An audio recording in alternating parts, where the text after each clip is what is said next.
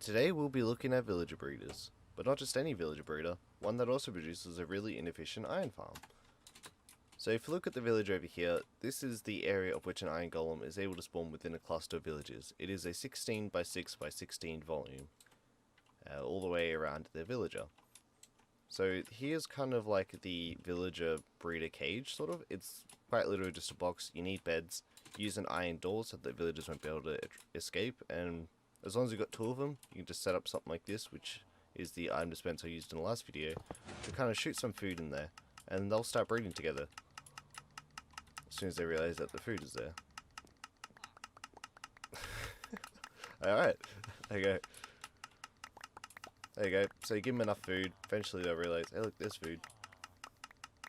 And then if we turn this off, they should start breeding. Yeah, there we go, perfect.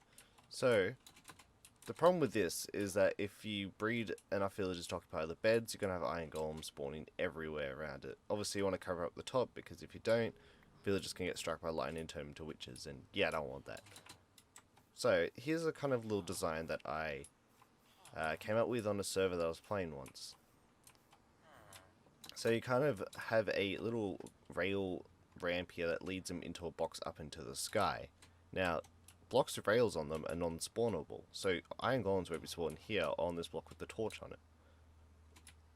So the only parts that the iron golem can spawn currently is inside, which I don't even think they can because the beds are in the way, or along this little food system that I've got here again. So if we just slab it off, get our slabs, just do that, suddenly this area becomes spawn proof. So no iron golems are going to be spawning there, only around the edges, but you know, we're going to cover that up, but that's kind of part of the iron farm sort of area. So what I've shown you just there, that's a simple villager breeder. That's the whole thing. That's the whole video, really, in terms of just the breeder. But now I'm going to install the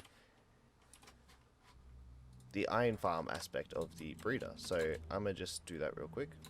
Alright, so here we have a door, iron door, make sure it's iron, with a lever or button or anything. And we've got a few villagers up in here. Now, you typically want the villagers to, if you're going to make a one with that zombie powered, you want villagers to rest before that, but we're not doing that, so it's not really too much of an issue. So what we want to do is we want to chuck a roof on here. So once you've covered your box up with a roof, you're going to want to obviously light the inside up with torches so you don't get any spawns. We're just going to grab ourselves some water, some fences, and then we also want to get ourselves some magma blocks, which is what the iron golems are going to be falling on top of. Now, because there's nowhere else for the iron golems to spawn, they're going to be spawning on this roof.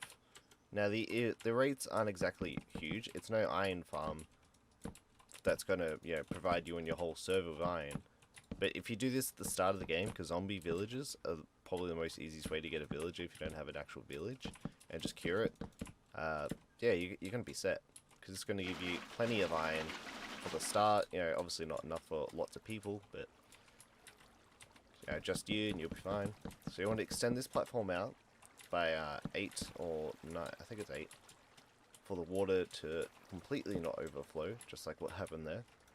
And after you do this, you quite literally just want to drop down, because iron golems won't take fall damage anyway. So now you can set up your little magma, your little magma block platform as far as you want.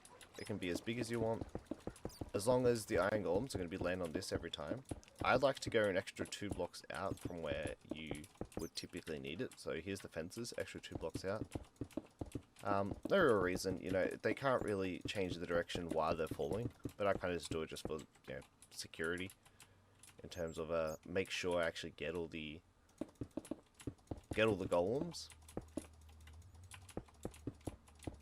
Do this, and yeah, then they do take a bit to die here, so you might want to set up some sort of fences.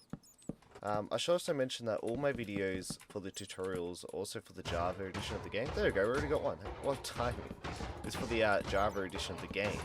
So, don't know if this will work on Bedrock, feel free to try it, but yeah, no idea.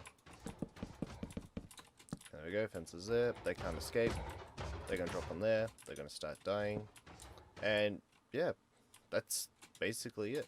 You want to have a little collection system underneath, just create a little platform here, pop mine carts underneath, a little simple chest and hopper at the end here, drop all the iron off into there, and yeah, that's the entire thing. That's your easy, simple villager breeder, iron golem farm as well. Very inefficient, but you know what? It works. There's some iron straight away. Yeah, so hope you guys enjoyed, and I'll see you guys in the next one. See ya.